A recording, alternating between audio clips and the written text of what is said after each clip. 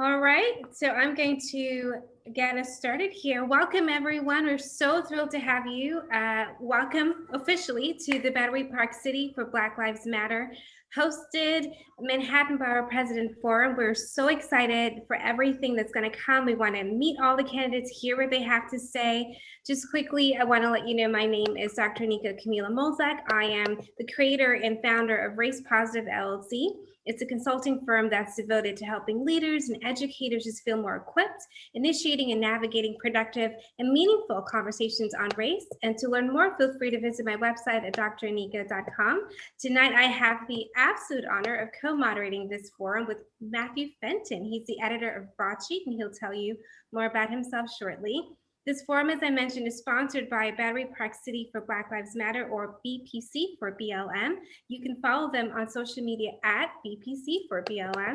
And just to let you know about this incredible group, they are a local group of neighbors and community organizers in Lower Manhattan who are committed to racial and social justice, and they really desire to make their neighborhood, the borough, the city a better place for everyone who lives here.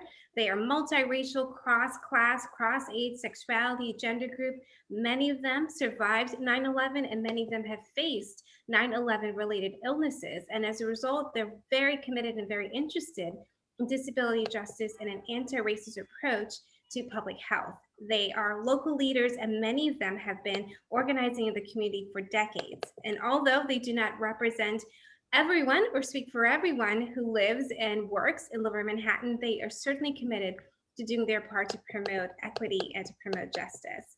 The purpose of hosting this forum tonight really was to create a space for us to talk about the intersectionality of race and social justice issues that are so often overlooked in the Lower Manhattan community. I'm going to turn it over now to my co-moderator, Michael, who is going to tell you more about himself. Some people call me Michael, some people call me Matthew, but I am Matthew Fenton. I keep doing that, Matt. I've called you Michael since we gotten on this call, despite the fact that I know very well your name is Matthew, but I don't know why I wrote that. I apologize, Matthew. Before this is over, I'm going to be Marvin. You just wait and see. But I am Matthew Fenton, he, him pronouns preferred, editor of the Broadsheet, a local community newspaper based in Lower Manhattan. Thank you, Dr. Anika. Thank you to our candidates for joining us tonight. And thank you to all the viewers who will be joining us either live, online, or downstreaming the recorded video later. To remind New Yorkers of why we are here tonight, the New York City primary elections on June 22nd are now only 18 days away. Early voting begins even sooner, June 12th, and mail-in ballots have already begun. The last date to request an absentee ballot is, of course, June 15th, but a word to the wise, please don't wait that long if you need one, because the last day to mail it in is also June 22nd. And let's not forget that this year's election will be, for the first time ever, ranked choice voting. This race, along with many others, will be on your ballot in the June 22nd primaries, so be sure to make a voting plan today. Talk to your friends about ranked choice voting, and to learn more, please browse rankthevote.nyc.org or vote.nyc. Dr. Anika, back to you. All right, so let's get started now that we know that Matthew's name is Matthew and not Michael. So BPC4BLM has invited all of the candidates running for Manhattan Borough President tonight. I believe everyone except one person has agreed to join us, which is incredible. Some of the candidates may come in a little bit later or have to leave a bit early, but we will keep going with our forum tonight. Before we jump into things, I really just want to outline a few house rules just to make sure that we're all on the same page. We're asking that everyone engage with a tone and a manner that is of respect for each other, that we allow each other to speak without interruption during their time slots and really not talking over other people. There is one caveat though, both Matthew and I do reserve the right to interject in an effort to redirect if needed or alert you that your time limit for your response has run out.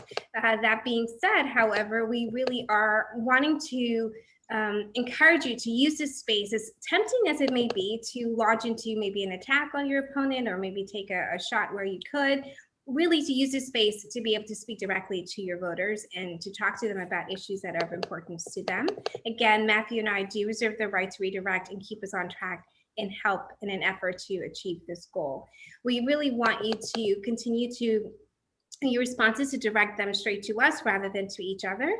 And the order that will be going in terms of who will speak first, we have randomly decided whoever hopped on the call first would go first. And so that's been our order. And we will reverse that order as we go along just to keep things a little bit fun for you. So as we are about to get into our Q&A portion, we want to first give each candidate a chance to just tell us more about themselves. And so they'll each be given about 2 minutes, where you can briefly say who you are, why you are running for Manhattan Borough President, and what do you see as your primary objective or just your number one agenda item if you become president. So according to our order, we have Ms. Kim Watkins, who is going to be the first up. So if you can go ahead, unmute yourself and tell us about you. Thank you so much. I really appreciate the opportunity to be here tonight. And the first thing that you should know about me that I think really defines the kind of person that I am and the approach that I've taken to my public service work is that I fled a seceded school district city in Southern Virginia, in Tidewater, Virginia, that in the 60s decided that one street which had Black children living on it wasn't going to be included with the white schools. And by the time I got to New York City many, many years later and ended up as a mom looking at the public school system in District 3, I live in Harlem, and District 3 runs up to 122nd Street in Harlem and is the Upper West Side. I realized that District 3 elementary schools were more segregated than the school system that I had fled so many years before. And it made me so angry and so frustrated. And so I ran for and have now spent 6 years fighting for integrated schools in District 3, the most segregated school district in the most segregated school system in this entire country. So we've managed to get 2 really progressive moves, despite opposition from many elected officials, in fact, to rezone and integrate elementary schools on the Upper West Side and to integrate middle schools in District 3 as a district. My platform really does center the school system because I so strongly believe in that intersectionality that you talked about regarding the vibrancy of our neighborhoods, our housing problems and concerns with small businesses, and how vibrant neighborhoods depend on the strength of the school system. Now, I am a proud member, a founding member of Moms United for Black Lives Matter and an organization called Parents Supporting Parents. And we have spent, the only grassroots candidate really doing this, the entire year raising money for laptops for children in Harlem. We've delivered hundreds of them. We're still doing it now because even though we have a $34 billion budget with the DOE, we have hundreds of kids that are still learning really off of their parents' phones for Zoom school. It's something that is incredibly unforgivable in terms of our government. I'm really excited to have this conversation tonight, and I'll turn it back to you. Thank you so much, Kim. All right, our next person is Mark Levine. Go for it, Mark. Well, thank you so much, Dr. Annika, and thank you to BPC4BLM for not just hosting this forum, but for what you've done over the past year to stand up for justice, to spark important dialogue, whether it's easy or not. I'm really grateful for what you've all done, and excited to talk tonight about the comeback for Manhattan through an equity lens, whether the issue is public health, economic justice, criminal justice. We need to recover, yes, but we need to do it in a way that addresses the profound inequality which has been so revealed and exacerbated over the past year. And these really are causes that I've spent my entire adult life focused on since the day that I graduated from college, had majored in physics, and I became a bilingual math and science teacher at a junior high school in the South Bronx. And then I went on to start a nonprofit in Uptown Manhattan, a community development credit union called Neighborhood Trust, which has made now $25 million in micro loans, helping families uptown do everything from buy their first home computer to start a small business with a repayment rate of 98%. And that's the base that launched me into elective office. I'm so proud now to have won twice in one of the most diverse districts in the city, the 7th Council District, which I represent. It includes West Harlem, Hamilton Heights, a piece of the West Side, and also Washington Heights, where I live with my family, our wife and our two boys, both public school kids, one high school, one college at CUNY. In the council, I've had the honor of chairing the Parks Committee, where I fought for equity in the park system, steering more city money into the kinds of parks that can't raise a lot of private dollars, winning real funding victories for gardeners and maintenance workers, and in the kinds of neighborhood parks We're which a are few so seconds critical. over 2 minutes, so if it's possible to wrap up, but please finish the thought. Apologies. I'll No. wrap up very quickly. I'm proud to have made history passing legislation making this the first place in America establishing right to counsel for tenants facing eviction in housing court. Chairing the Health Committee this term, fighting this pandemic, standing up for science and equity, and now thrilled to be running to be your Manhattan Borough President. Thank you. Sorry about going over time. I'll be better on the next one.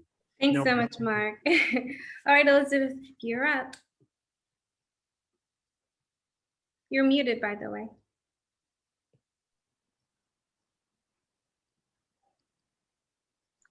All right, I feel like after a year I should know that. But anyway, I just wanted to say again, it's great to meet you and to see you again, both Anika, Mr. Fenton, and the BPC4BLM. It's an important group. I've spent a considerable amount of time in Lower Manhattan during this campaign.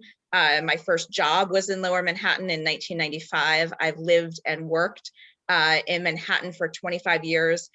Just a quick note, I'm wearing orange today. I think a number of you all have done it as well. It's Gun Violence Awareness Day, which has been a tragic reality nationwide. More than 100 Americans killed every day. Whether we're borough president or working in some other capacity after this election, we need to make sure that we're all doing everything we can to reduce the impacts of gun violence in our community and throughout the nation. So just a little bit about me. My name is Elizabeth Caputo. I am a 3-term elected Community Board 7 chair here on the Upper West Side. I've been a leader of democratic leadership for the 21st century, an executive in municipal finance, where we've worked in some of the hardest hit communities across the United States when it's come to racial and social equality. I now work at the World Economic Forum, where I run our work with US cities, with a particular focus on equitable transit and transportation in cities around the US and the world.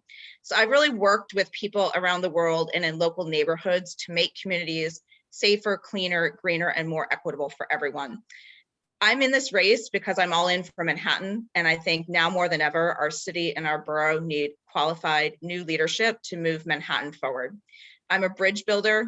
As I mentioned, I've spent 25 years living and working here. And as borough president, I want to bring people together to tackle some of our biggest issues, which include social and racial injustice, affordable housing, transit, sanitation, public schools, bringing back our restaurants, arts, culture, and nightlife. And I believe we need to find innovative, humane solutions to address the homelessness crisis, which I look forward to talking a little bit more about tonight. I think we're at a crossroads, and I think we need new leadership. Thank you so much. Thank you so much. All right, Ben, you're up. Thank you, Dr. Anika, Matthew Fenton, and the broadsheet. Our local news is so very important. And of course, Battery Park City for Black Lives Matter. I'm Councilmember Ben Kalos. I'm running for Manhattan Borough President because everywhere else in America, people are struggling to get out. But here in New York City, we're struggling to stay.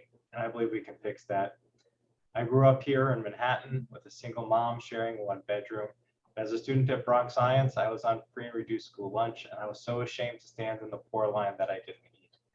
That's why as a council member, I want free lunch for every student. And as borough president, I want to feed every child 3 square meals a day together with universal after school.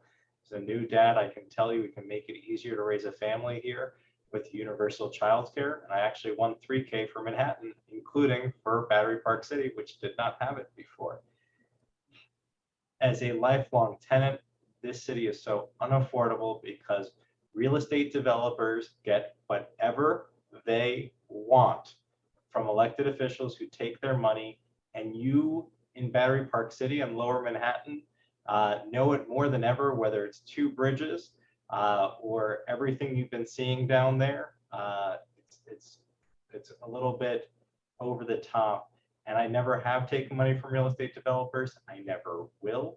And that's allowed me to force real estate developers to put 50,000 units back on the market. And as borough president, I want to require affordable housing as part of every new development.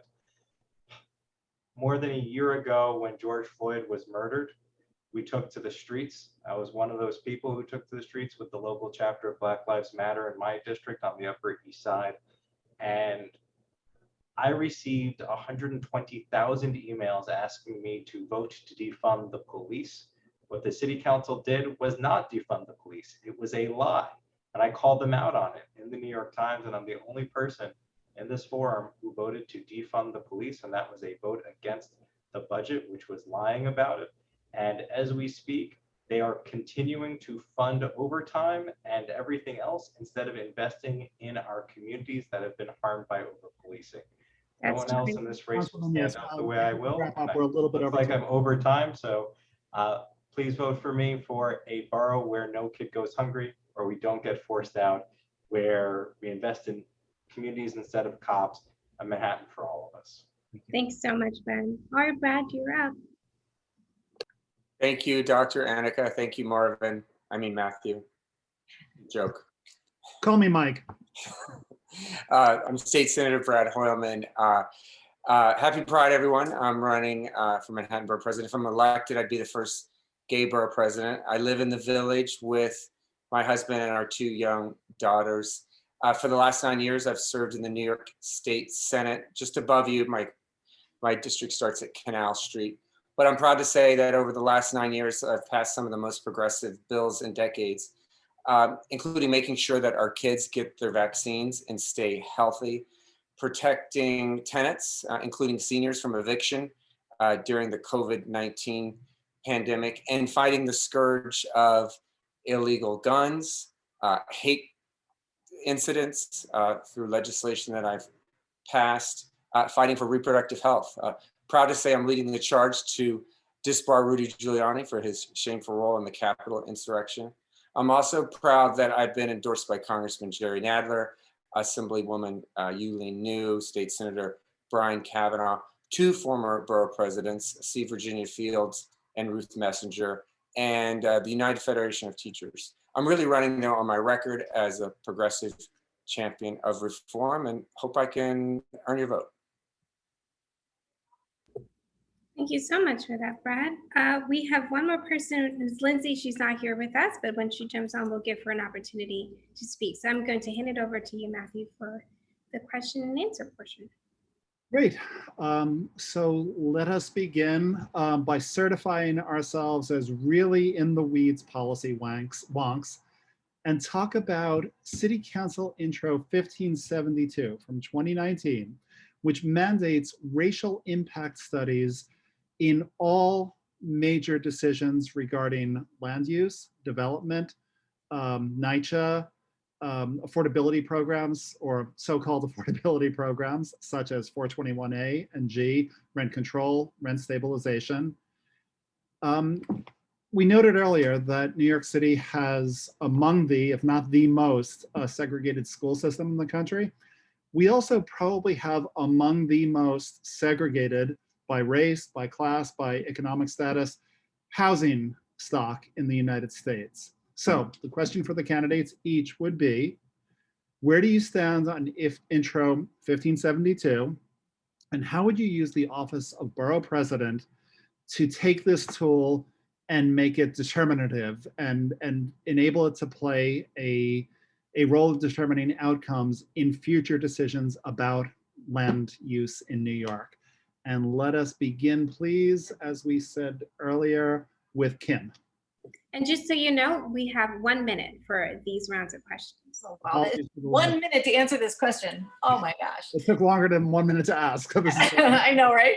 Well, I mean, first off, I absolutely support the concept of it. I remember when the public advocate introduced it, and I think that the tricky thing about these kinds of philosophical and data-oriented positions that elected officials take is that the decision makers don't really have to comply with these decisions. And we've seen that time and time again. I can obviously speak much more specifically on the school system because I've been working 6 years in terms of policy and governance of the school system. I will tell you that as a leader in the most segregated school district, we have fought vociferously for specific changes that lift up the students in our system that have been disproportionately impacted by structural racism in decisions that are maintained at both the state level and the city level. We need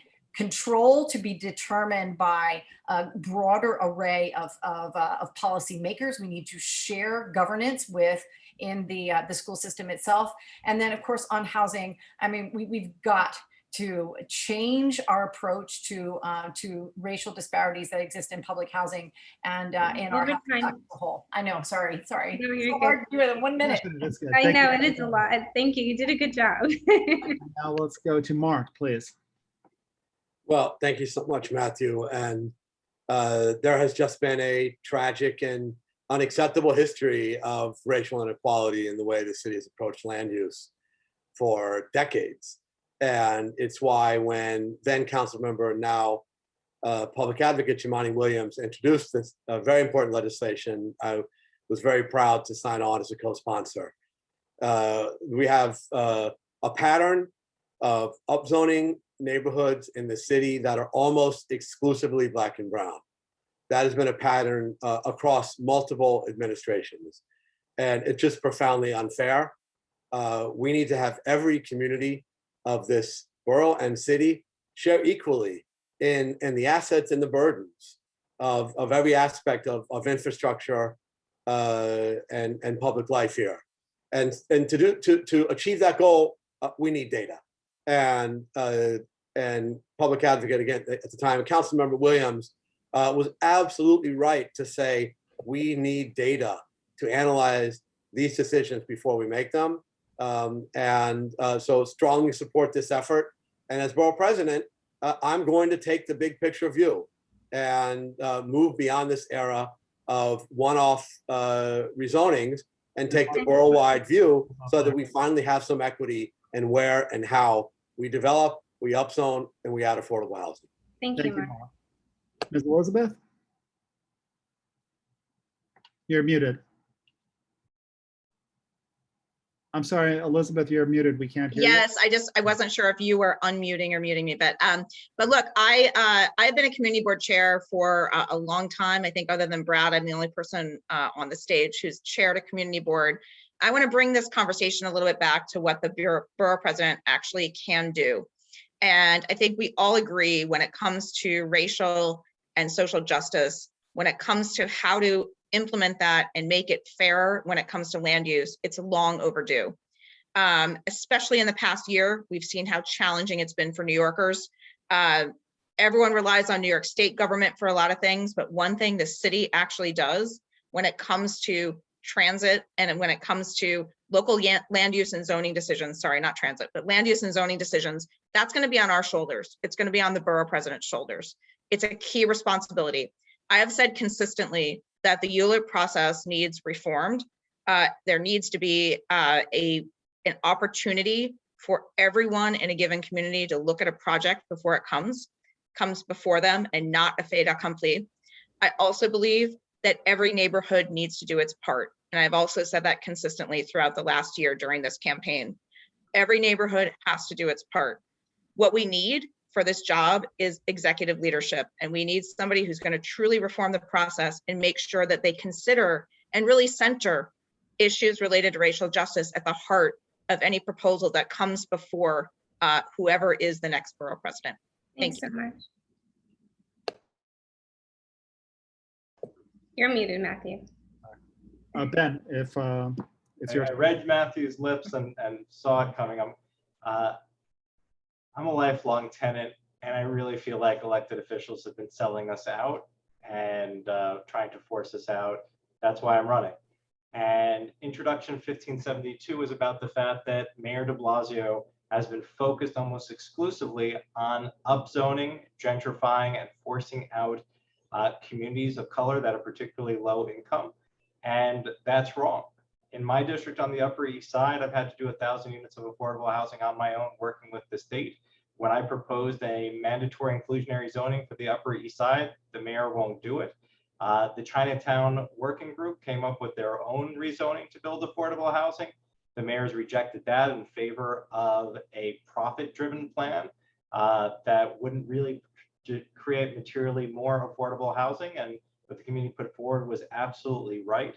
And so the racial impact study is absolutely imperative, because under the Constitution and the Equal Protection Clause, I'm an attorney, we must narrowly tailor laws. And once we do these studies and we're able to have disparate impacts, we can actually legislate more carefully to make sure that we aren't harming communities of color with these rezonings.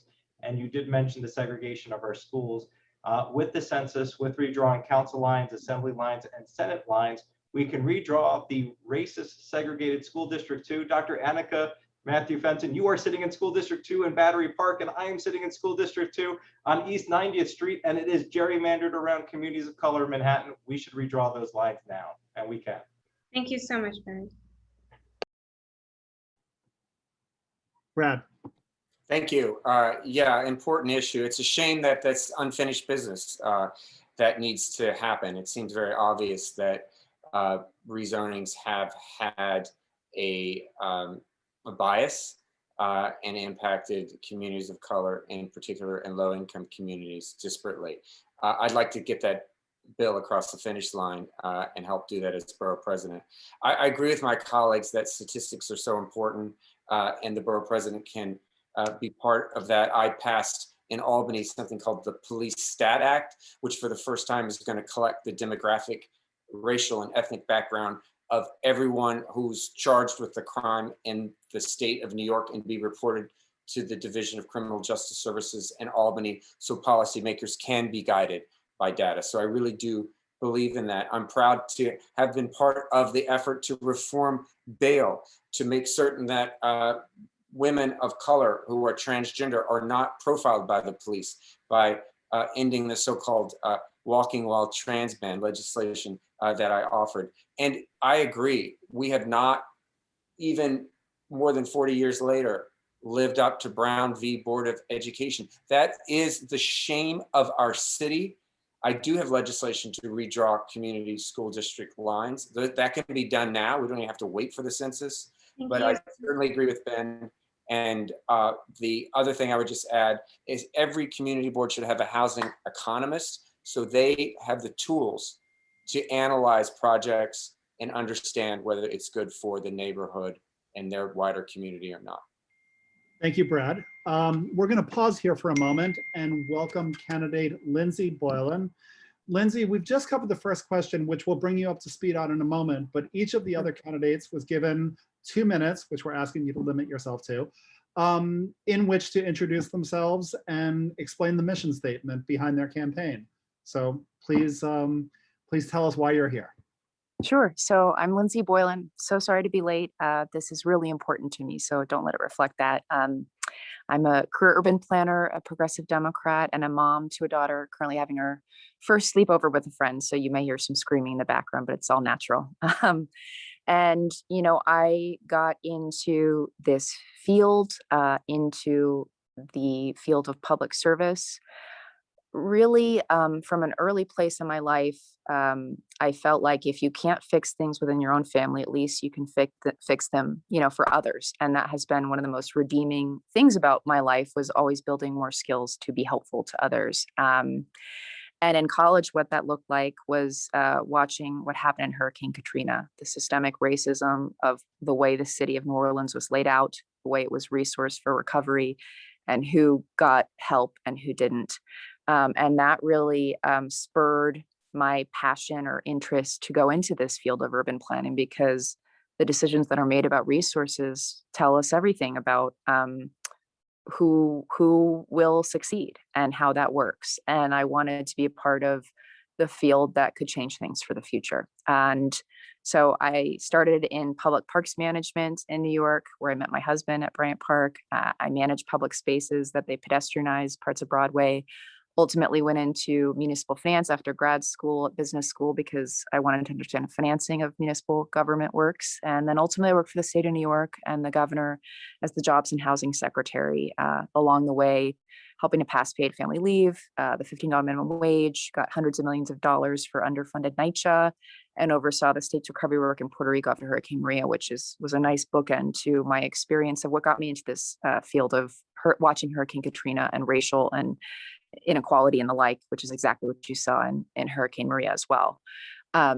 And, I'm in this race because I think there's no more important job than the borough president to find a way forward through this crisis. That would be great. I'm sorry. Finish. Okay. Yeah. And, I think it's a huge opportunity and I have the experience to make the change. And I think that's really important. I have the experience, but I'm also a change maker, and you need both of those things at this moment in time. Thank you, Lindsay. Okay, so now we'll begin with Lindsay for our second question and go in the order, the reverse of which we started. But we will go from the hyper specific to the hyper local.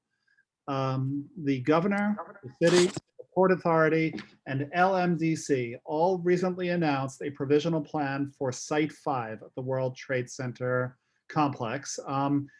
They boasted with great fanfare that there will be several hundred units of affordable housing within this planned complex, a super tall building, and then acknowledged under their breath that 75% approximately of the planned building will be luxury market rate housing. There's a coalition here in Lower Manhattan that is arguing that not only can we, but that we must do better. This coalition is arguing that the tower being built on public land should contain 100% affordable housing, deeply, permanently affordable housing. Moreover, that this planned building should have set-asides and carve-outs within it for 9/11 survivors within the community, for 9/11 first responders, and let's face facts, because many of these people have died or may, in the near foreseeable future, die from 9/11 related illnesses, that this privilege should be heritable to their successors, their children. So candidates, please let us know what you think about the prevailing plan for World Trade Center 5, whether we can do better and how we can do better. And Lindsay, please, let's start with you. And just so you know, we again have 1 minute for this question. Lindsay, you're on mute. I'm sorry. The current plan is bullshit, and I'm not surprised that the governor, my former boss, has been touting this and peddling this kind of giveaway for quite some time to the likes of Silverstein Properties and beyond. Look at who he surrounds himself with. It should be entirely affordable. It should absolutely be connected to survivors of 9/11. We have many of them. I was just at Smith Houses, and there are many people who've had strange and curious cancer diagnoses. And I'm pretty sure there are many environmental impacts of even 9/11, either first responders, even just broader community impacts and what it means. We're getting a huge amount of money from the federal government, and I have yet to see, for this recovery, I have yet to see any big ideas that get us anywhere new. The governor's plan for the Penn Station complex revolves entirely around commercial and luxury. And we have no need for these things. Every time we build another luxury tower, it gets more expensive for anyone to live in the city because we're just creating warehouses that no one can afford. Lindsay, we're So- just half a minute, so please finish the thought. Sure. Okay, Brad, World Trade Center 5, and you'll need to unmute yourself. Thank you. If that proceeds as planned with luxury, it's a tremendous missed opportunity. I mean, we need to think about social housing in the city of New York.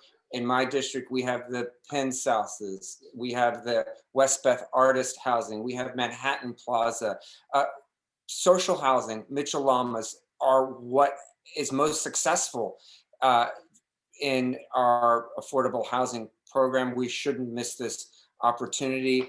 I think that the next borough president is going to have to be really strong on this issue. I voted against the budget for that $1.3 billion taxpayer giveaway. in and around Penn Station for 20 million square feet of office space, Matthew. You know, Hudson Yards, which I can see outside of my window, is only 18 million square feet. They want to add an additional 20 million square feet around Penn Station. The vacancy rate in Manhattan is 17%. This is madness. So we're going to have to fight this. We're going to need a plan, but we're going to need a borough president who can negotiate with the city and the state to get the best deal for the community. 100% affordable. I mentioned it on our debate the other night too. Thank you. Thank you. Ben, please share with us your thoughts and insights about 5 World Trade Center. I've been a lifelong tenant, spent this pandemic, much of it in a 1-bedroom with my wife and daughter. And this is Pandora. She's my cat. She's the first feline of the Upper East Side. But I'm running for borough president because I'm tired of elected officials who take money from real estate developers and then print money for them so that they can get campaign cash and sell us out. I'm just tired of it. The only candidate in this race who, without running for borough president, actually came out and said, if you're building on public land, it should be 100% affordable.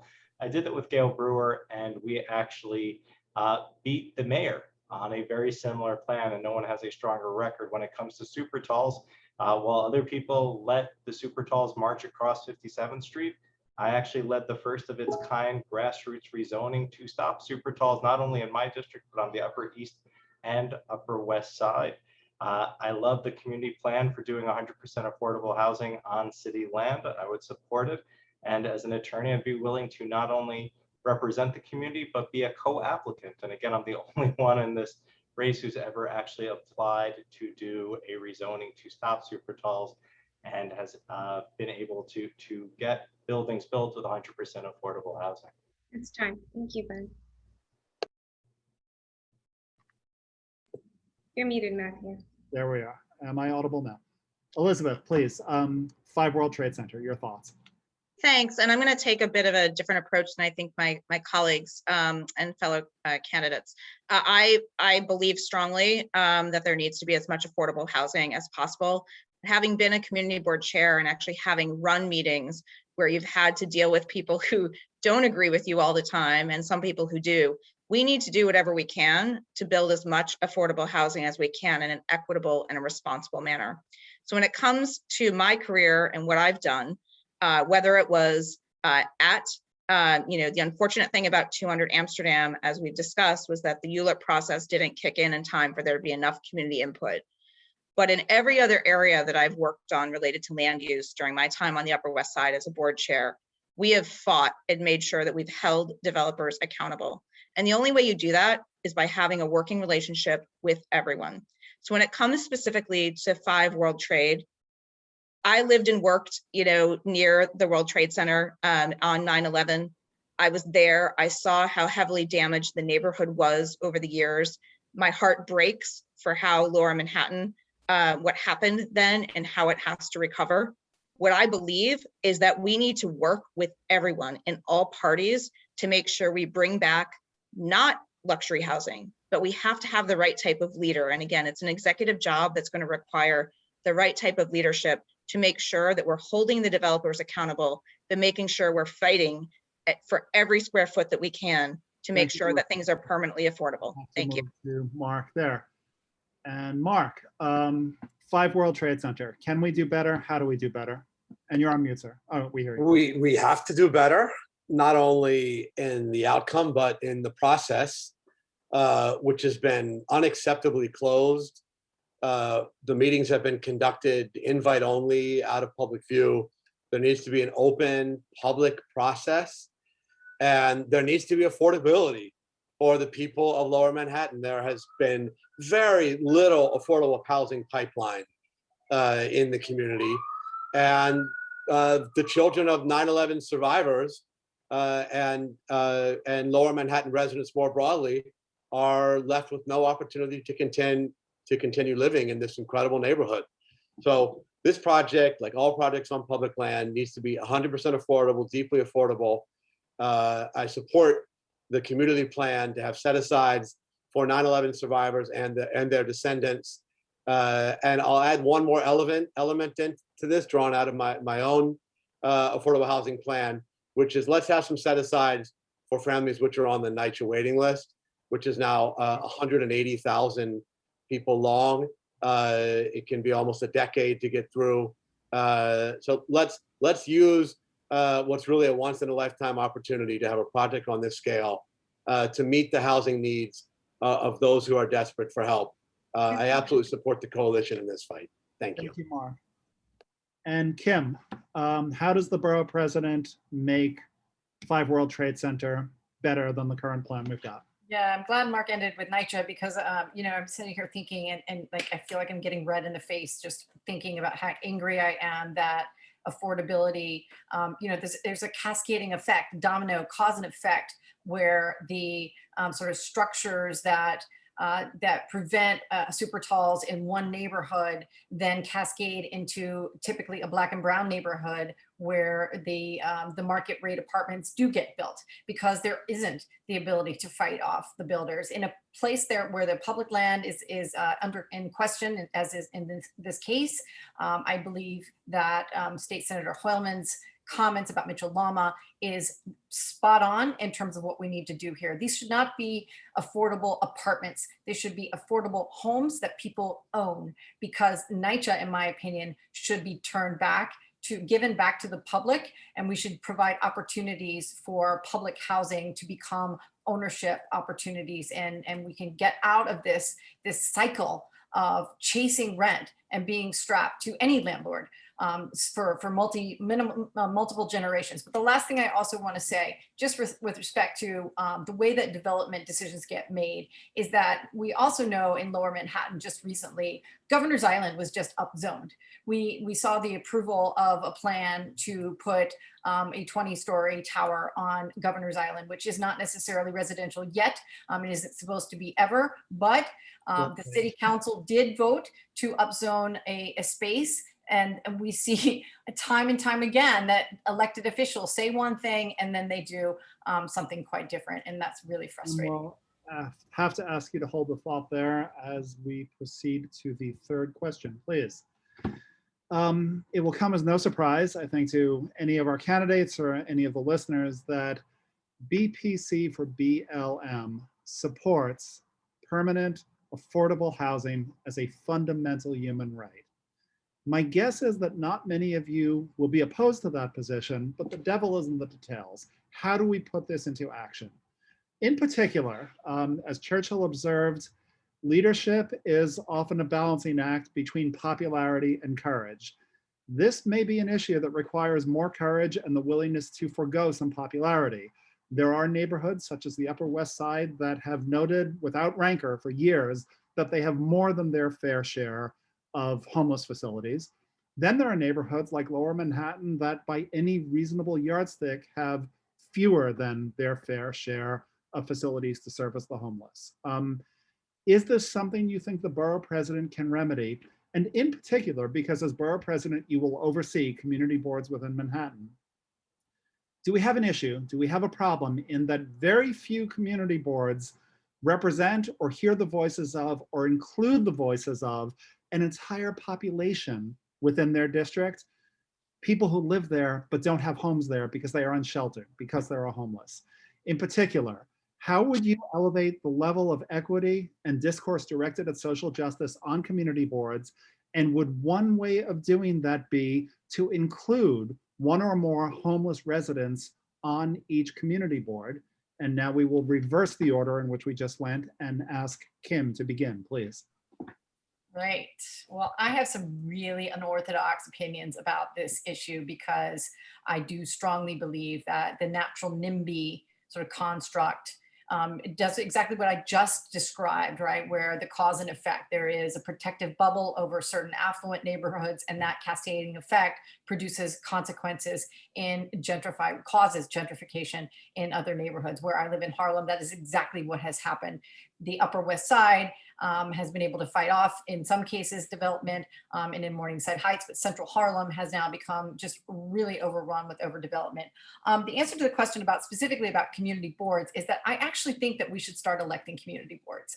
I believe that we need a space to propagate democracy in our city. And the best chance that we have of doing that is lowering the voting age for local elections, allowing younger students to participate in neighborhood elections, and by bringing more voices to these boards, which are naturally looking to protect their own neighborhoods. And I get that. But the other thing that I want to do is add our elected school leaders and other civic leaders to the borough board so that the borough has a better chance of making decisions for the entire borough, and to kind of draw back from some of that natural NIMBYs that we see.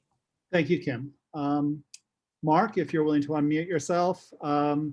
Community boards, how do we make them even more effective as agents of social change and instruments for furthering social equity, especially for those who are least often heard from and most often marginalized and disenfranchised? Well, you're absolutely right, Matthew, that almost everyone supports affordable housing, supportive housing, safe haven shelters in general. But as soon as there's a specific proposal, then almost always opposition emerges from neighbors.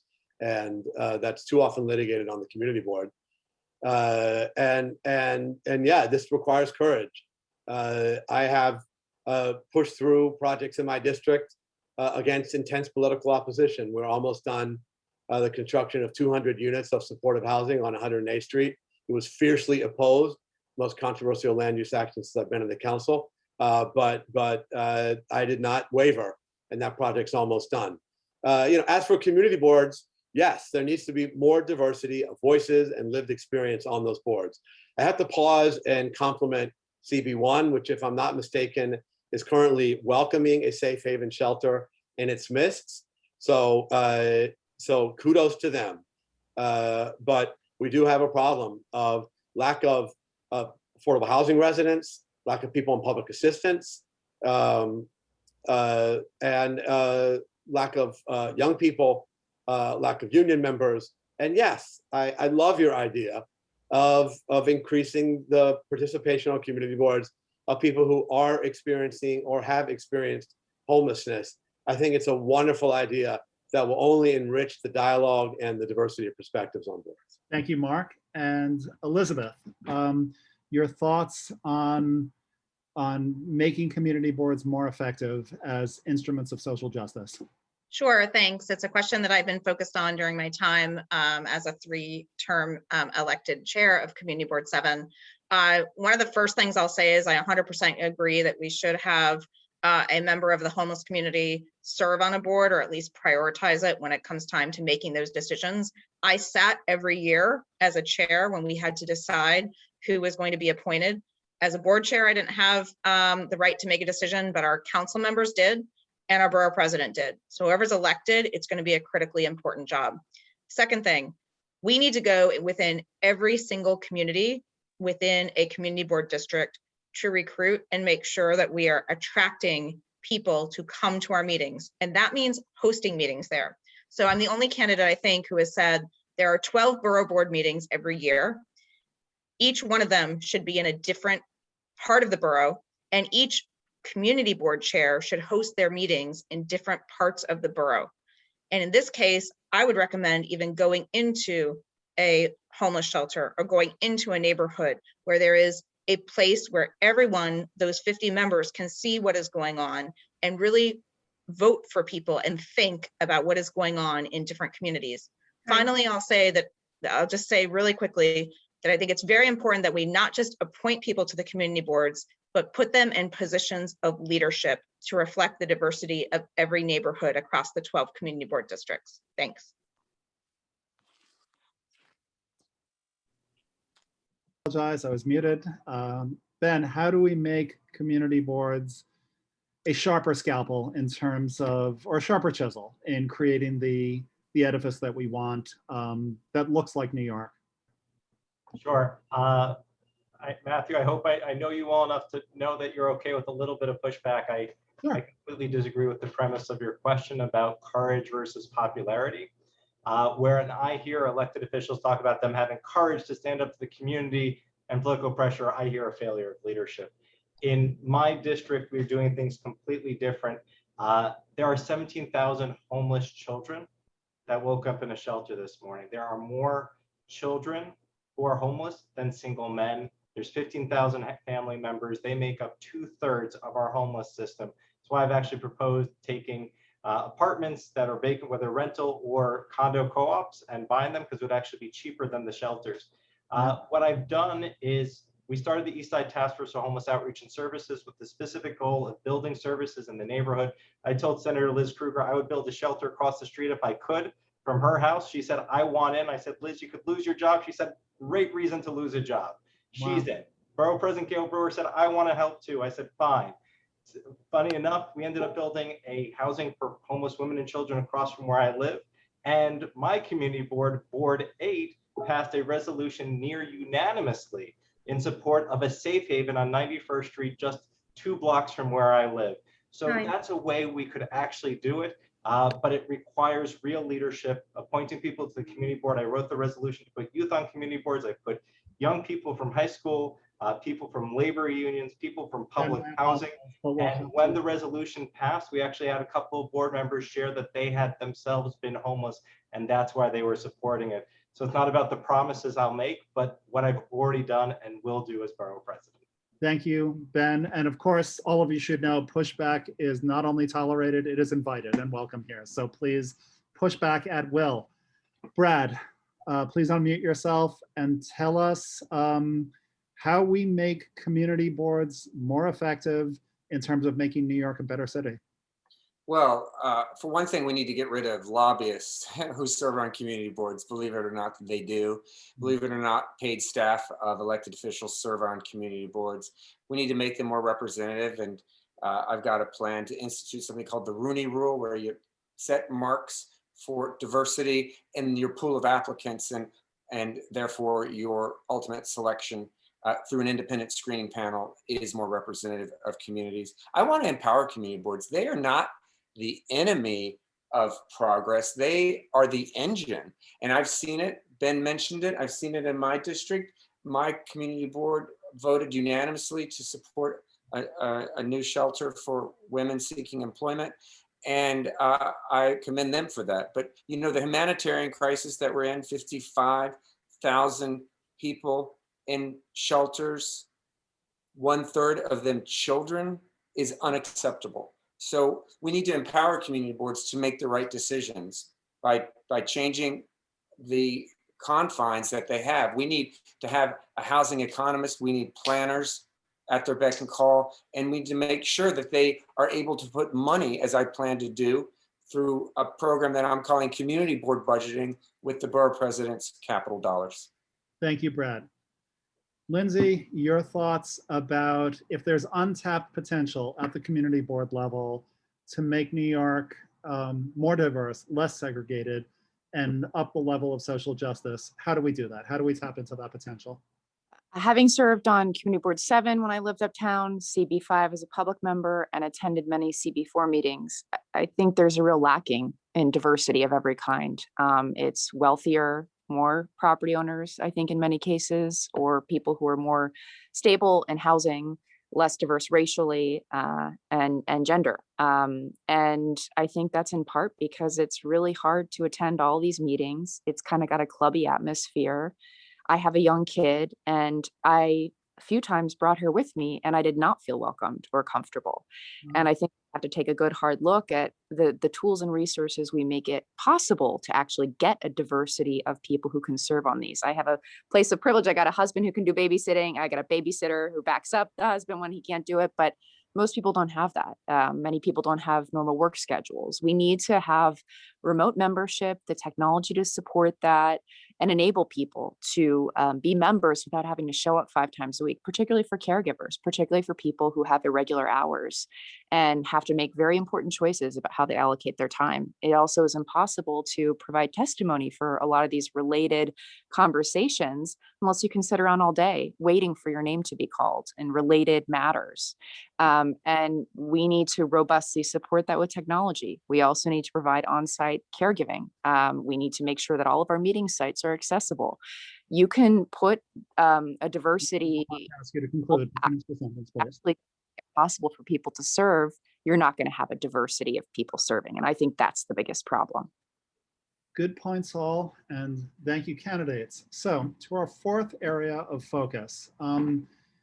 We are living through a tragic moment in which hate crime is being, I don't think I'm overstating it, mainstreamed once again, nationally, and we see it locally in a recent spate of hate crimes directed at Asian Americans, at members of New York's Jewish community, at Muslims. Now, hate crimes, as with all crimes, we rely on the police to respond, but response is not enough. We cannot expect the police to prevent such crimes, which spring from the broader culture.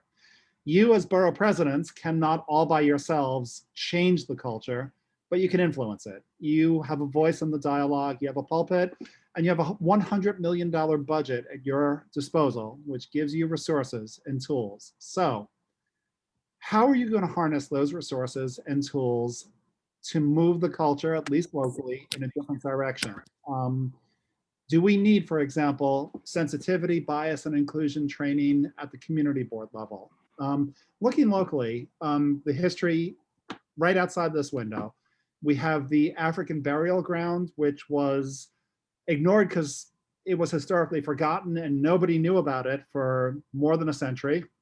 And then when it was rediscovered, there were countervailing claims and some ambivalence about what do we do in a situation like this. A few blocks from there, we have the site of a robust and horribly thriving slave market that persisted for more than a century. And of course, all of this land once belonged to Lenape people.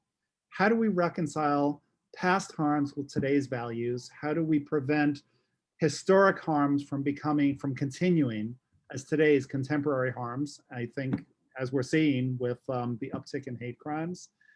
And as we'll touch upon this again when we talk a little bit more about police, but how do we prevent individual acts of violence from metastasizing into the historical norm of state sanctioned violence? So let us go in reverse order and begin where we left off with Lindsay, please. So, and I'm going to put this in the chat, but I believe that every issue is a racial justice issue, and that starts with community boards. It starts with how my office looks and how we resource that $100 million. And I have a plan that runs into each of those issues, which I'll put in the chat. We've failed, history has failed to give a better explanation for how we reduce crime that has nothing to do with policing. But the great thing about urban planning, which I've spent my career in, is there's so many ways we do that on a daily basis. And just as an aside, and I'll explain this in a second, but you know, my husband's Korean American. I was just on Bayard Street with my daughter, who's Asian American, right near where that woman was punched. It's a very scary thing for me, just like it is so many New Yorkers. But the response cannot be increasing policing. It cannot be the uptick in breathing down the necks of Black and Brown New Yorkers for small misdemeanors. We have to focus on violent crime. And the borough president, as the urban planner in office, has to find ways to increase and support public safety through livable spaces, through programming. A big part of people's feeling of safety is having other people around and having eyes and ears on the street. And that's why outdoor dining was one of the greatest things during the pandemic, is that it got people visible on the street. And there is a different way to do this than just piling resources on policing. Thank you, Lindsay. You're on mute, Matthew. I was on mute as I was asking Brad to unmute himself. Oh, sorry. Yes. Very meta. Brad, what can you as borough president do to change the atmosphere and change the dialogue in a way that will lower the temperature that leads to hate crimes? Well, let me tell you what I've done already, Matthew. I passed legislation called the Hate Crimes Analysis and Review Act. It's the first of its kind in the state that's going to collect the data on who's committing hate crimes. And the reason why that issue has sprung forward in my consciousness before this most recent spate is that the transgender community was targeted for hate crimes. They were more likely than any a couple of years ago to be the targets of hate crimes. So we needed to pass that legislation, but it's going to look at every hate crime and drill down to understand their root causes. Look, at the end of the day, we need better civics education And we need not just to teach tolerance, but teach acceptance in our schools. I think New York's civics education is woeful. It is not representative of our history, the diversity of our history, and the truth behind our history, some of which you mentioned in your question. Right. I think also that the borough president can use the dollars to make sure that we get that type of history in our students' hands, and I hope to do that through working closely with the Department of Education. Thank you, Brad. Ben, if you are willing to unmute yourself, please. Ben, the borough president, what power do you have in that post to make this scourge either less worse or affirmatively better?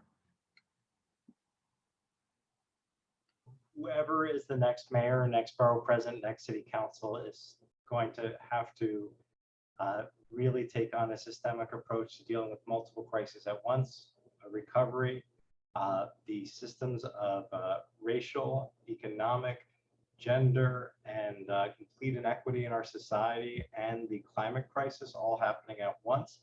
And the only way we can really take this on is with starting with education and building out cross-cultural communications. One thing I'd like to share is we have a homework gap, and 60,000 kids, mainly low-income kids of color, didn't get laptops. That's why I've introduced legislation with Borough President Gail Brewer and Jamani Williams, our public advocate, to guarantee every child a laptop with internet. If it doesn't get done by the time I'm borough president, I'll buy a laptop for every single kid. Now, why did I go there to talk about racial justice? I just shared an op-ed I wrote in the Daily News. How many of you had textbooks that were about white men? Because going to a New York City school, that's what my textbooks were about. So if we give everyone a laptop, we can actually have culturally appropriate and reflective textbooks that this faculty can write, so we're not using Texas-based textbooks. It starts there, and we have to keep going through that through every single element of society, from how we police and changing that into investing in our communities, and really just building tolerance and cross-cultural communications at every step of the way. Thanks, And, Brad. yeah, I could go on this one. Thank you. Matthew, you're muted, but I believe Elizabeth is next. Thank you, Ben. And Elizabeth, as borough president, how do we influence the underlying forces that are leading to an uptick in hate crimes? Sure, and I have stood with our Asian American colleagues and everyone in the city. An attack on any of us is an attack on all of us, and I said that publicly down at Bayard Street several days ago at a press conference. I believe strongly in this issue and making sure that whoever gets elected borough president is going to exercise his or her leadership to make sure that we spend our times on how we figure this out. I will say, when it comes to issues related to public safety and the police, I take a somewhat different position than a number of my colleagues on stage tonight who have said actively that they want to defund the police. It's a really good soundbite, but it's not policy, and it's way too simple for this very, very complex city. We have to do a lot of things at once. We have to ensure that the police department has the resources and the training that it needs in a responsible way, and we need to hold them accountable. And that's, again, where the borough president comes in as an executive leader. We need to ensure that they send social workers to respond to calls about mental illness, especially when it comes to the transit system and bringing back the subways, where there has been a scourge of crime in the subway system. And we need to build bridges within communities. Again, people have been profiled and targeted unfairly. We need to make sure we correct that. We also need to make sure that public safety is paramount. Thanks. Thank you. Thank you, Elizabeth. And Mark, your thoughts on what can be done in terms of the tectonic forces that are leading now to an uptick in hate crimes? Well, policing can't be our only tool. We have to address the deeply ingrained racism, xenophobia, anti-Semitism, transphobia, etc. in society, in the culture. And that's why authored and passed a bill that I'm really proud of to make the city the first local government in America with an office for the prevention of hate crimes. And the idea is to bring together agencies like the Department of Education, the Human Rights Commission, Department of Youth and Community Development, the Department of Health, both the public health and the mental health side, et cetera, to attack some of the underlying challenges, such as curriculum, a curriculum in the public schools which doesn't sufficiently tell and uplift the narrative of oppressed people, including the history of New Yorkers of African descent, a story which has important and painful legacy in Lower Manhattan, which I appreciated you pointing out in your opening remarks. And we have to do more to bring communities together to break down these barriers. I believe that there's going to be a Juneteenth celebration in Lower Manhattan, bringing together the broader community in BMCC. That's the kind of thing we need more of. So as borough president, I will stand up for the effort to attack these problems at their roots across every city agency, using every tool at our disposal. Thank you, Mark. And Kim, as borough president, what can you do? What will you do to make this better? Yeah, thank you. And I'm going to try to draw a thread sort of through some of everyone's comments because they're really great anecdotal ideas. But I want to start by saying, you know, I think it's fascinating in an island like Manhattan where there is so much, there's so many leaders, there's so much talent. There are 6 candidates in this race that are all white. And I am stupefied that as the only candidate that wasn't invited in the last forum because of the amount of money that I've raised, that there's truly still a real distant, you know, kind of hurdle to get over for marginalized communities to lead in this city and for sure in this borough.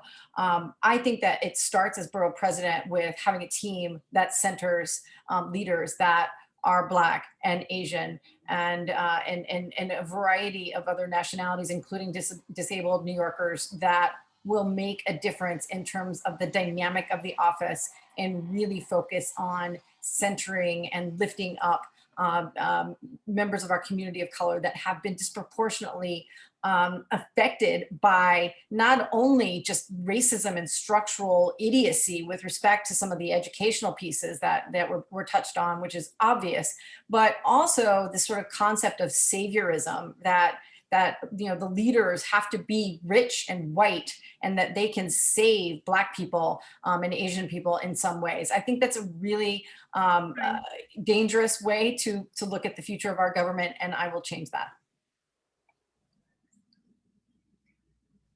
Thank you, Kim. Thank you, candidates. Good points all. And we'll segue from there to a very granular, hyper-local issue, but that speaks to all the themes we've touched on.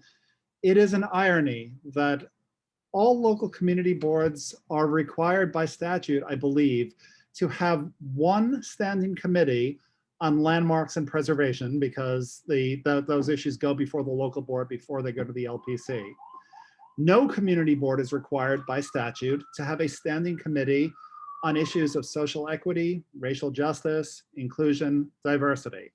Now, several Manhattan community boards, to their credit, have taken the initiative to create such committees.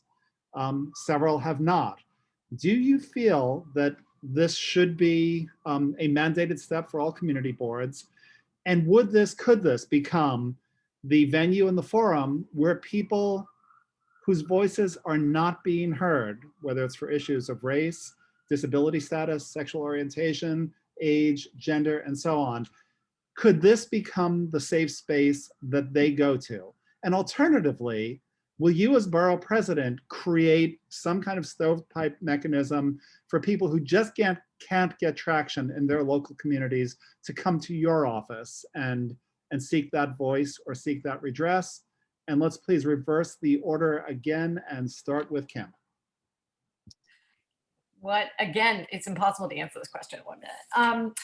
But let me start by saying, having never served on a community board, I do want to point out that District 3's CEC school board was among the first to create an equity and excellence committee, and the work for in terms of integrating our middle schools, and in a lot of the work that we've done across the borough of Manhattan, our CECs 1 through 6 have worked together on desegregating our high schools, for example. So your question is an interesting one because of the natural kind of protective bubble that some community boards certainly have and will struggle to sort of get, kind of make sense of. Where the borough president needs to bring people together is key in this issue. And I think that mixing school and community boards with each other, my idea about bringing the borough board as a bigger group with school board leaders on it, I think would help that aspect a lot. Perfect. You did it perfectly, Kim. Right on time. Mark. Mark, you're muted. Thank you. Thank you so much, Matthew. Look, there needs to be an equity lens applied to every policy area that community boards consider. There needs to be a greater diversity of perspectives and lived experiences amongst community board appointees, as I mentioned earlier. I also believe in empowering boards, and among the ways is to allow them to determine their committee structure. And I have talked to various board leaders about this very question, and some, as you say, have opted to create a standing committee on equity issues, and some have felt that that would detract from the notion that equity should infuse every committee. And so I think that as borough president, I would be a fierce defender of the idea that we need to apply equity on all the matters that we consider, but probably would still empower local board leadership to determine the best way to handle that. Thank you, Mark. Ahead of time, Mark. Well done. Thank you. Elizabeth? Great, thanks. So a couple things that I did and we've done currently to specifically answer this question. I created the first public housing task force for NYCHA that actually represented members of our board. It was the first of all the 12 community boards that did it back in 2013. More recently, CB7 has established an environmental justice working group to address local issues impacting environmental justice that address really critical needs relative to racism and inclusion. There was a 2021 report that we issued as recently as the end of April of this year. Those are concrete things that I believe strongly that the community board should be empowered to do more things like this. It serves as a network between community board members, community members on the Upper West Side, and an advisory board. It ensures participation for members both in the district and throughout all the districts, all the 12 community board districts. We've expanded it across all 12 community board districts. It's something I want to continue and expand when I'm borough president. Thank you. Thank you, Elizabeth. Ben, your thoughts? I got my start on Community Board 8, and we didn't even have a youth committee, let alone an education committee, an environmental justice committee, or even a social justice committee. The first thing I did was found the Youth and Education Committee on Community Board 8. As a council member, I've been taking people off the community board who had stopped showing up. Something we talked about before we went live is that I actually backed the proposal for term limits, as did Liz Caputo. And we actually had to fight Gail Brewer and the Real Estate Board of New York to win those term limits. But what that did and what we've been able to do, at least on Community Board 8, is change the makeup. I've been appointing young people to the community board, union members, public housing members, disabled, very diverse, much more reflective of the community. In fact, marginalized community are overrepresented in my district. And they founded a social justice committee, and people were upset with them. And I had their back, and I said, we're going to do this. And they've been able to do great work. So the answer is yes to the social justice committee, yes to mirroring what I've been doing on CB8 throughout the borough, and versus other candidates who are making promises in responses to your questions. The answer is I've already done it, and I'll keep doing it, and I'll bring it to you and the rest of the borough. Thank you, Ben. Brad. Yeah, thank you. I think it's an excellent idea. And I think it's one of those suggestions that the borough president can lead by example. I think we need to have a social justice czar in the borough president's office to assist in the analysis of development, environmental issues, landmarking questions, and thorny issues around race. I mean, let's face it, issues around race are as important as any other issue confronting our society right now. We should not be ignoring them. We should be addressing them head on. The creation of structures like social justice committees to grapple with them is a fantastic idea. I embrace it wholeheartedly. Thank you, Brad. And Lindsay, if you can bring us home on this question, we'd appreciate it.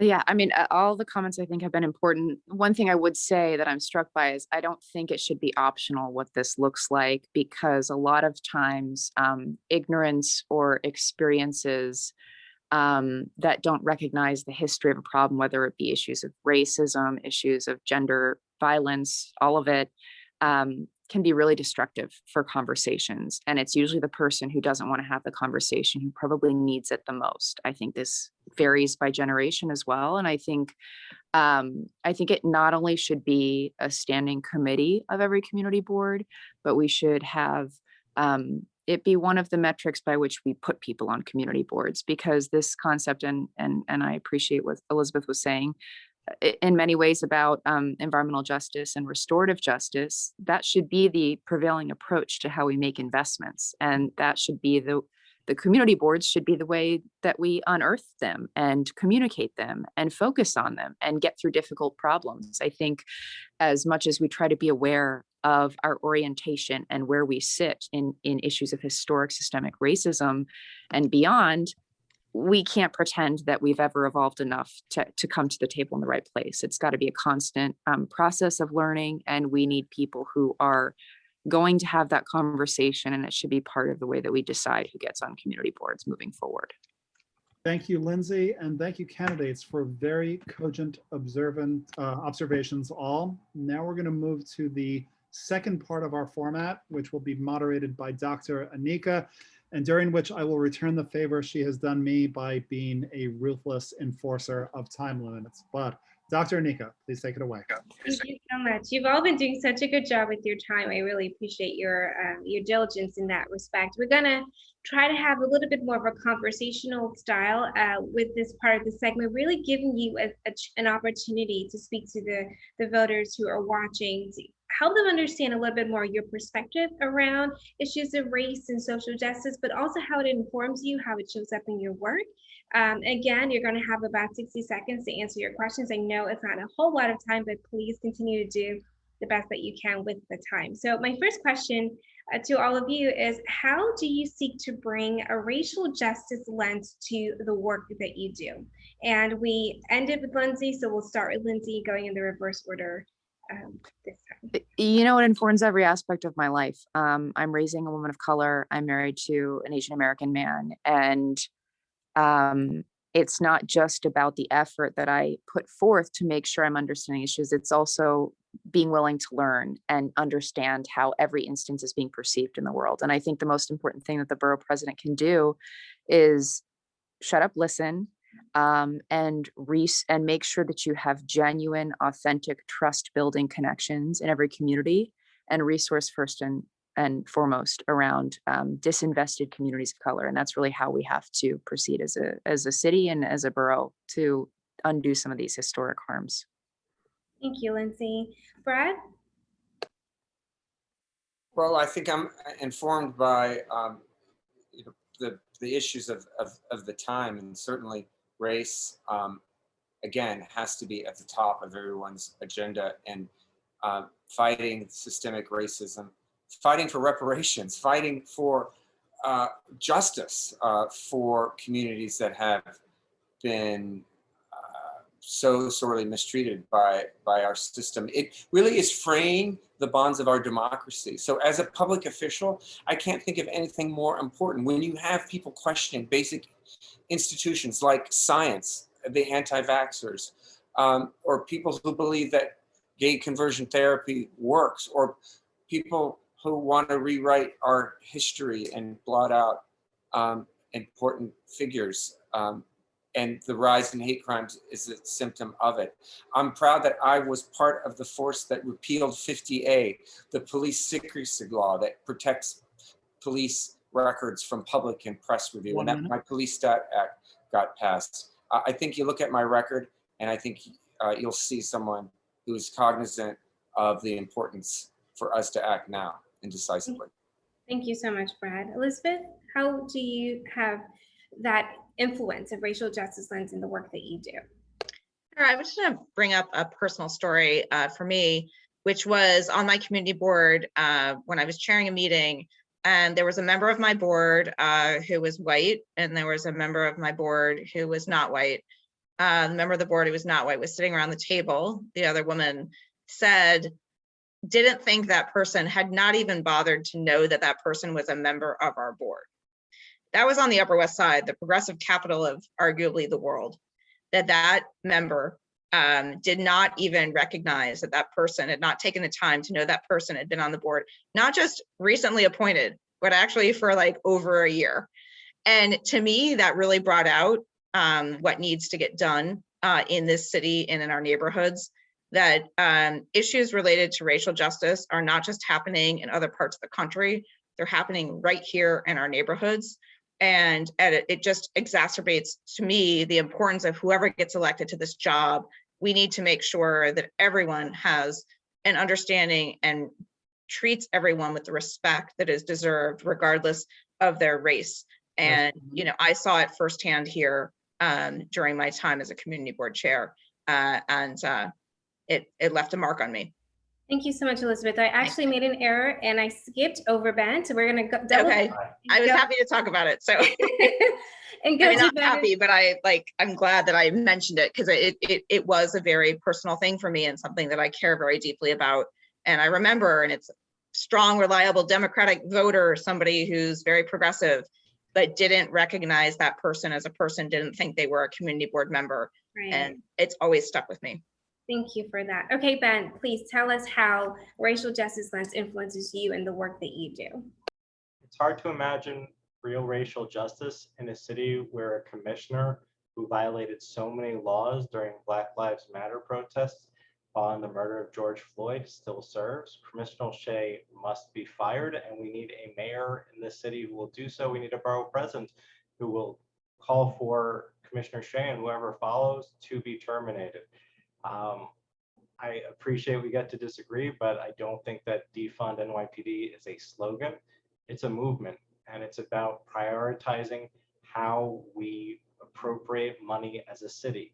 And it's about, instead of hiring more cops and throwing more cops at homeless, throwing more cops at parks, more cops at our kids.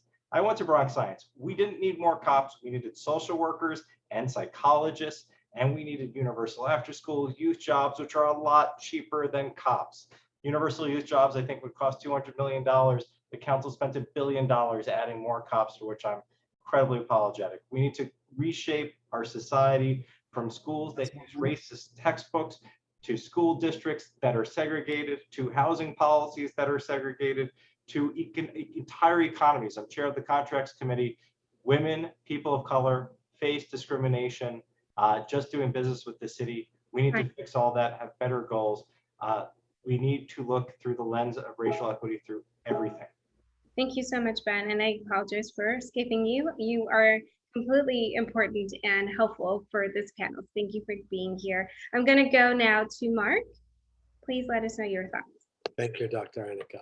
Well, I want to start by acknowledging, as a white, male, straight, cisgendered person, that I've had many, many privileges in life, and still do, by virtue of the profound prejudice that persists in society.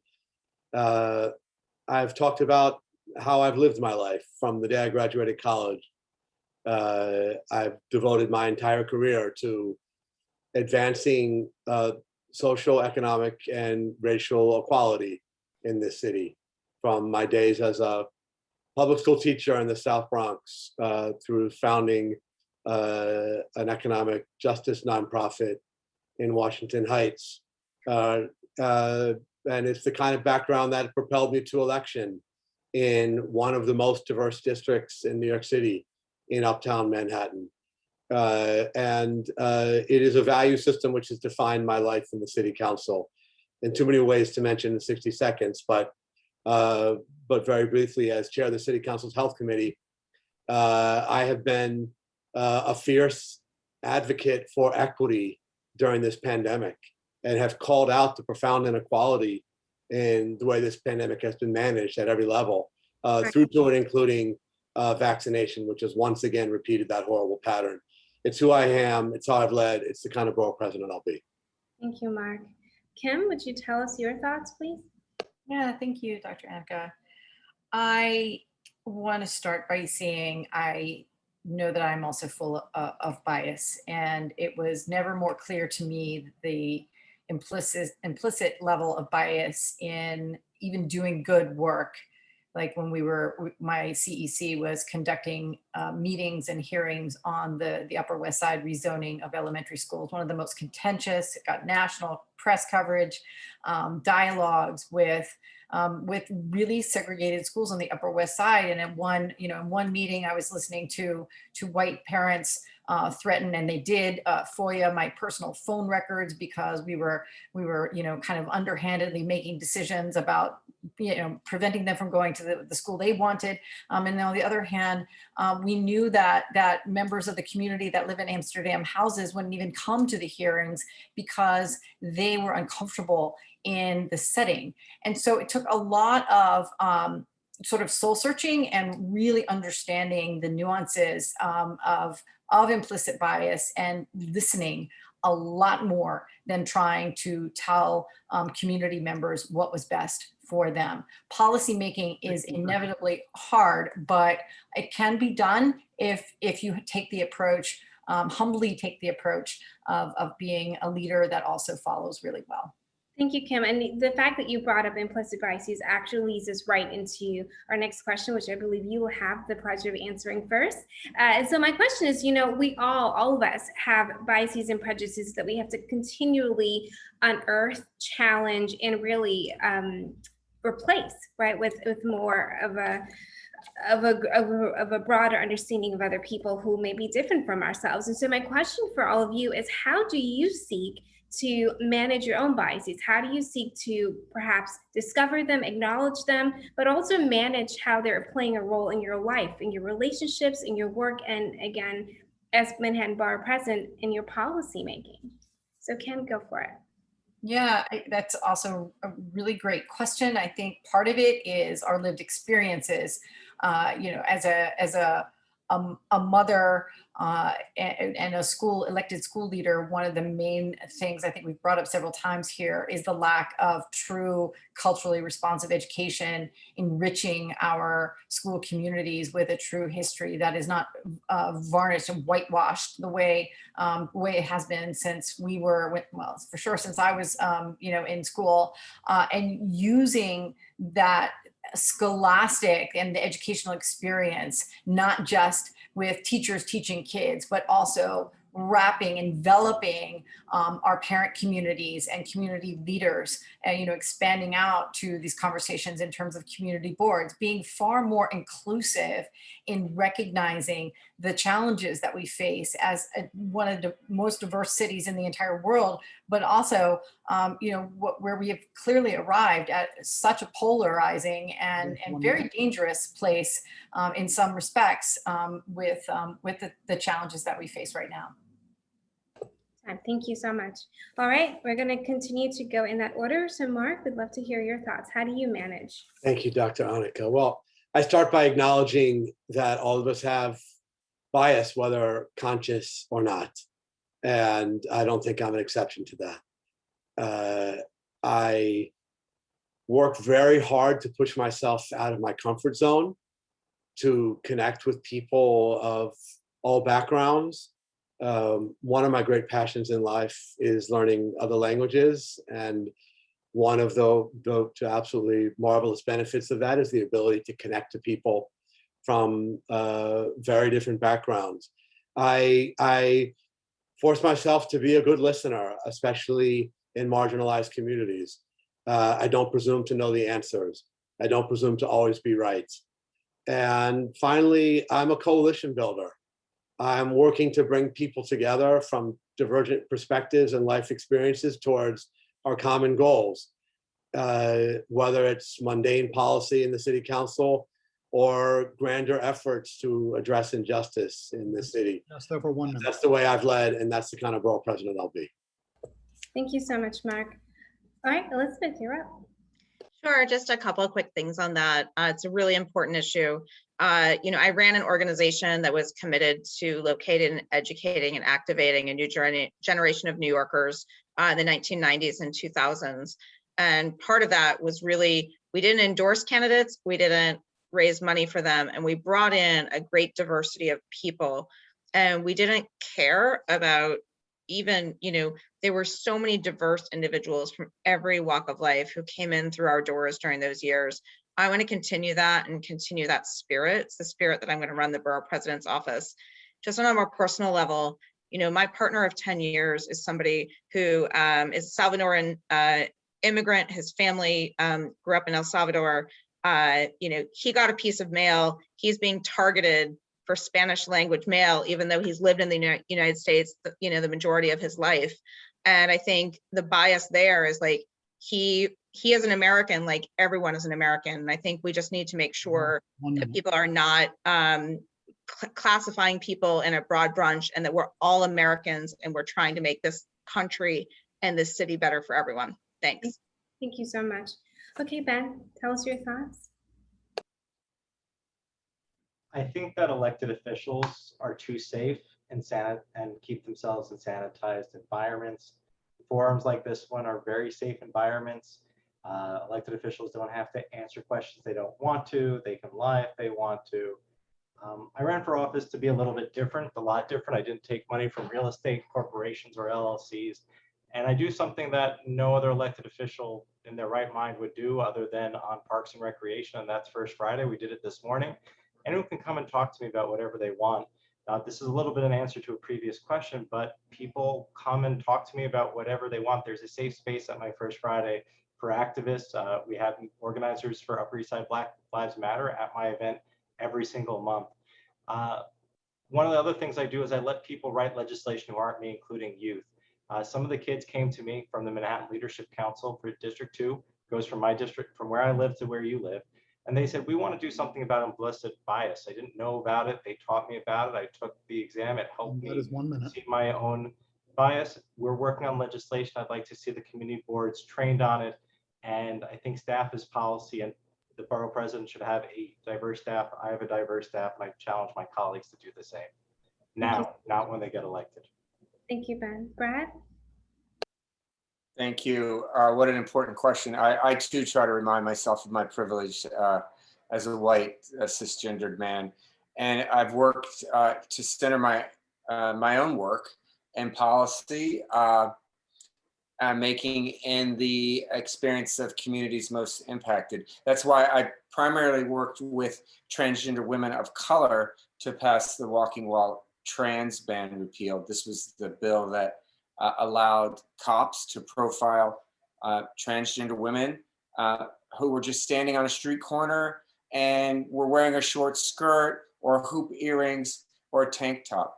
They would get targeted by the police. They could literally be arrested. They could lose their liberty. And we worked in a coalition, and I let them lead, and we got it done this year, I'm very proud to say. That's why I truly feel it's important to work closely and collaboratively with the communities impacted by the legislation that I sponsor. I'll do the same as the borough president when it comes to initiatives, legislation, hearings, appointments, and the like. And that is 1 minute, yeah. And you were right on time. That was perfect. Lindsay, please tell us your thoughts. One thing that I come back to a lot in social justice conversations and even therapy is, the differences between intention and action. And a lot of times I've been in situations where the intention of being genuine and being in conversation and moving forward together on a project or an endeavor, it can't be received in the way that you want it to in the moment. And you have to continuously be willing, I have to continuously be willing to go back to the table and say, well, where is someone coming from in an interaction? How do you constantly build trust, openness to conversations? And I think that that is really important across experiences. And on a personal level, I try to just show up in situations and be a good listener before I speak. Just because I think that brings you further along. And frankly, always showing up. That's one thing that I think is very good about Gail is she shows up and she has the credibility of people believing that she cares. And I think that is something that's really important. And that's 1 minute.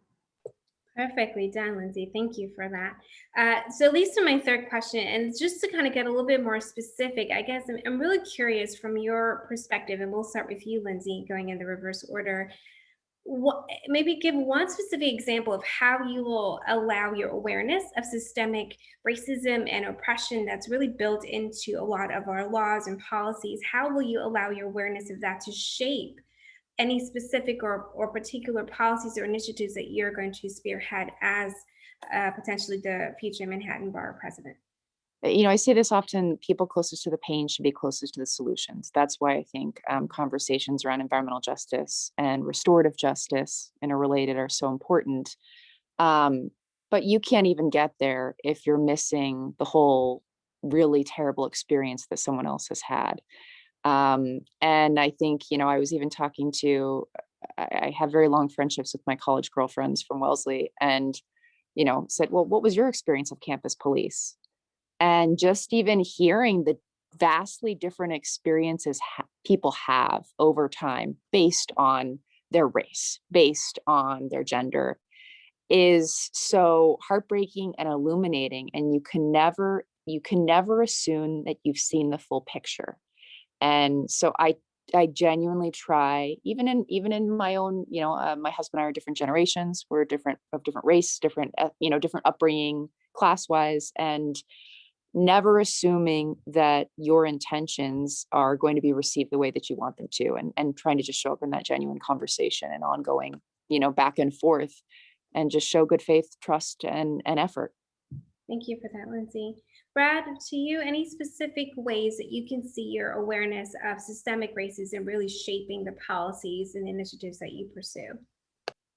Yeah, I think this summer's protests against police violence and systemic racism, were clear to me and so many others. I remember when there were 10,000 people dressed in white outside of the Brooklyn Museum advocating for the end to the ban on walking while trans. I found that very moving, and I'm really proud that I played a role along with my colleagues, many of whom led it,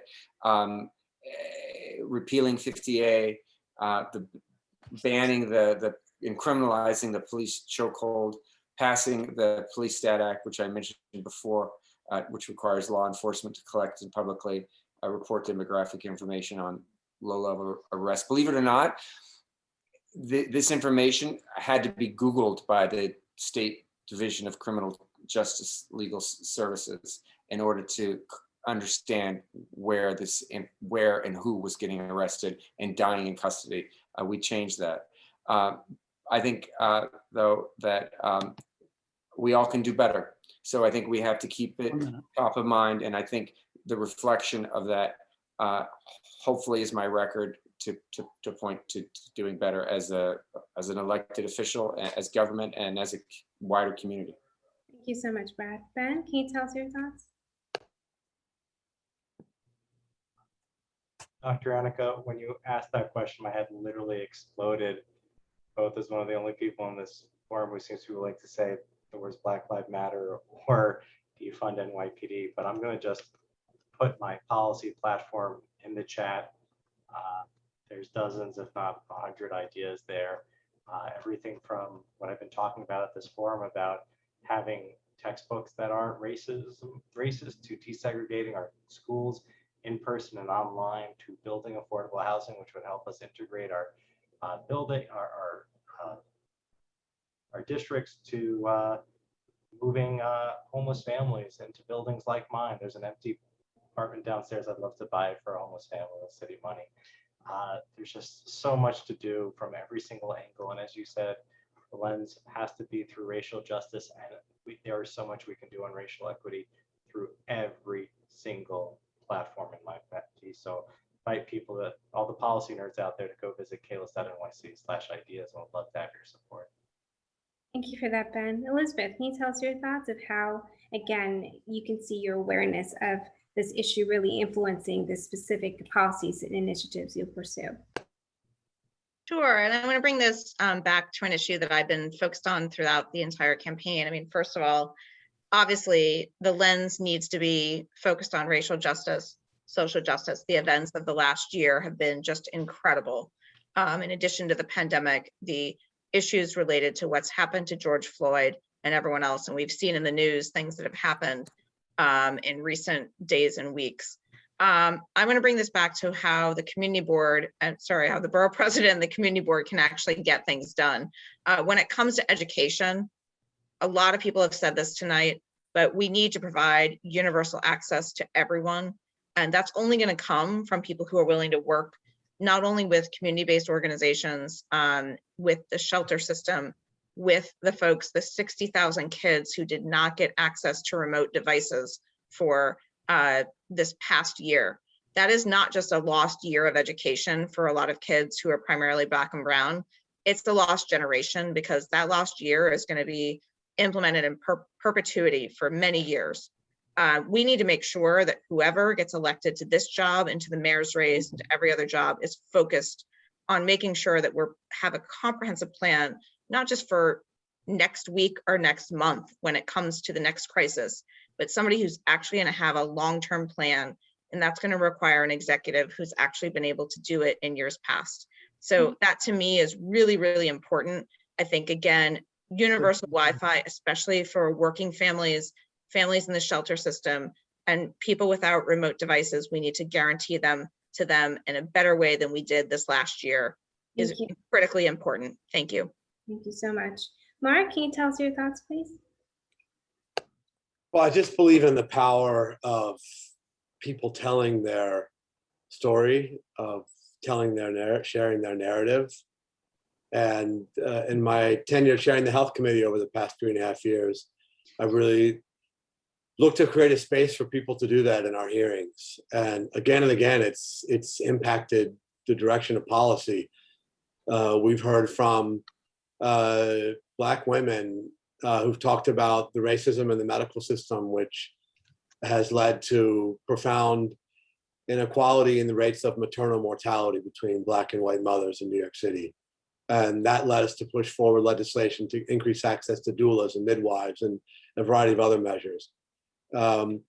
We've heard from gender non-conforming New Yorkers about the pain in navigating life without a birth certificate that reflects their accurate identity. And so we push forward legislation that allows people to change their gender marker to an X on their birth certificate without needing any kind of medical professional to sign off on it. Again and again, it's been a committee where people of all walks of life in New York City have been able to come and share with us, share with the council on the record their experiences. And it's made the committee better, the city council better, it's made our policy better. And I think that's the way good policy should be made.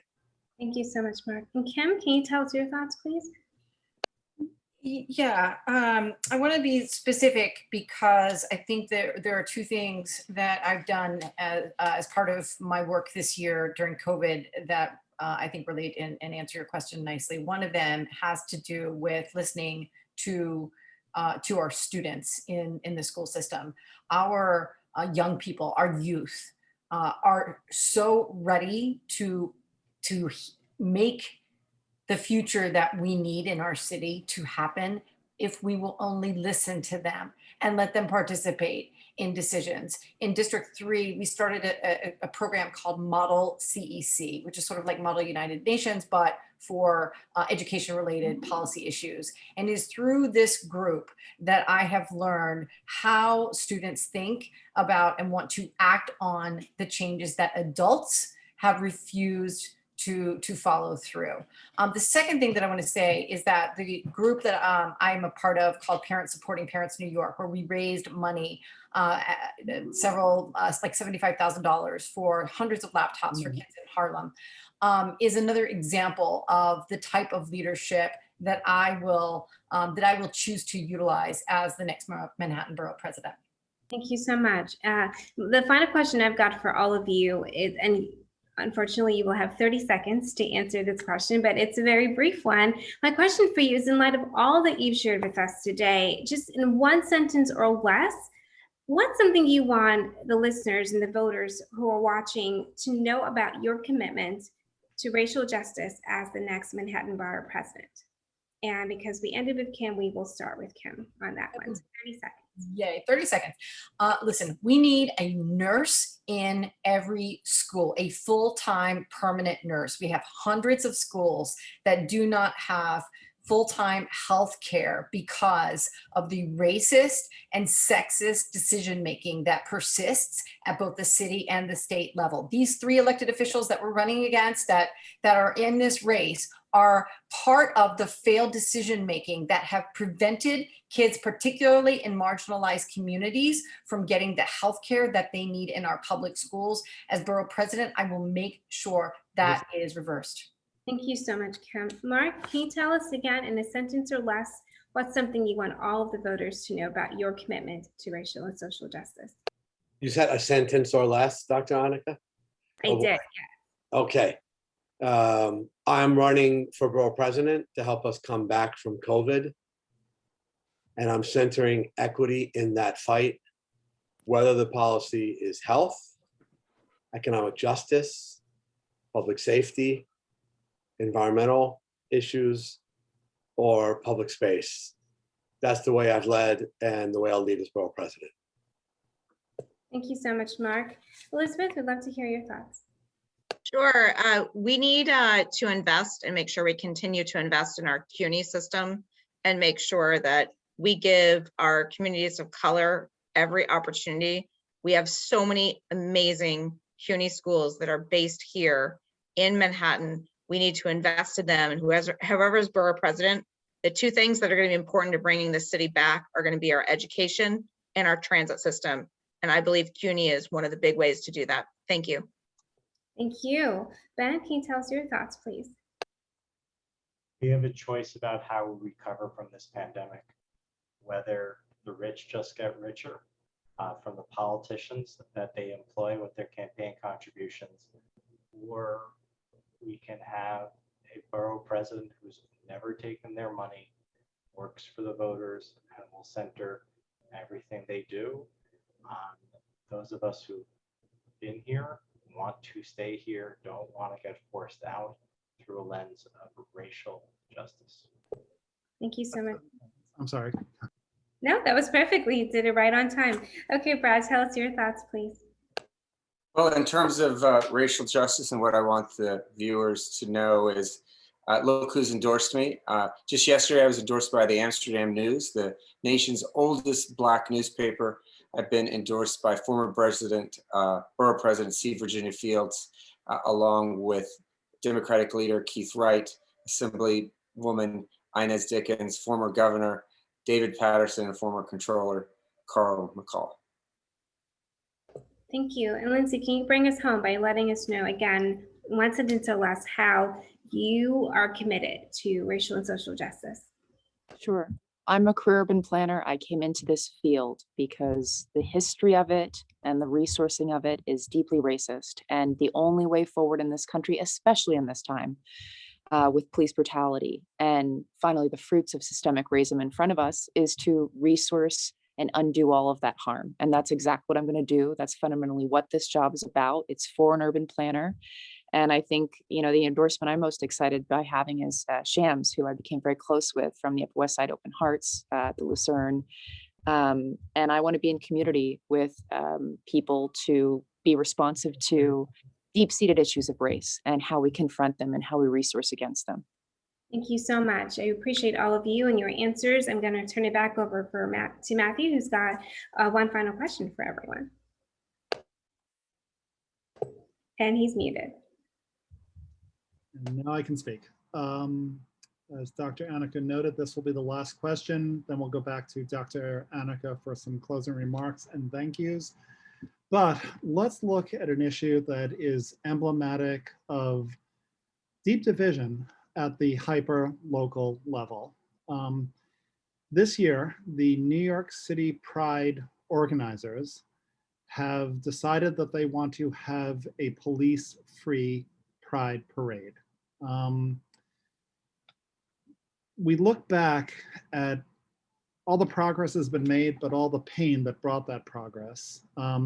We live in a city where even today, Black transgender women are murdered at shockingly high rates, have a bleak life expectancy of between 35 and 37 years old, and are living on an annual average wage of $10,000, a small fraction of the poverty line.